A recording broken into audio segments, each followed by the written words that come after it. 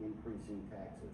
What is going to be the burden on homeowners? Because again, you talk about those older homeowners, many of them fixed income. If you all of a sudden have an increase in property taxes, that's going to make it very difficult for those single family homeowners on fixed income.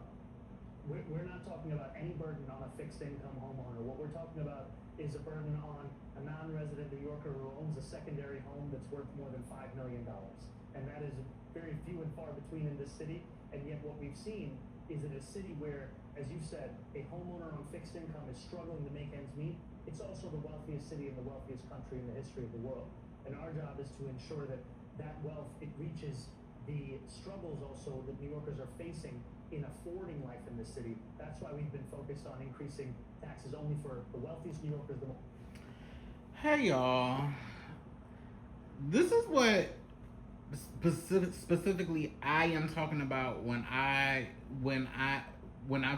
asking in the case of Tallarico,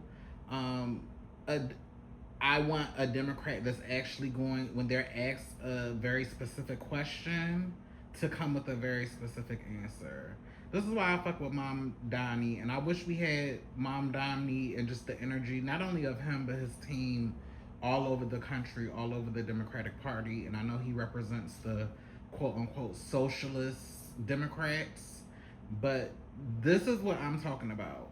Because everybody is acting so obtuse when when they're just trying to shame black Democratic Texans into voting for Tallarico and not getting answers to our very specific questions. And it's not that hard. If you already have a black agenda, you can already speak to these things. This is an interview on Roland Martin, and the whole premise of this interview is Mom Domney specifically talking about the black exodus that has happened specifically in New York City over the past couple of decades. There was a point in time where New York City had the largest amount of was the city with the largest amount of black people in the country, but that is not the case now, and it hasn't been the case for a while.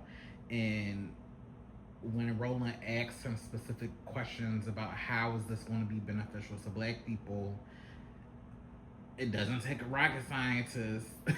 Mondami is providing specific examples, specific answers. He's not giving us all of these Disney princess narratives.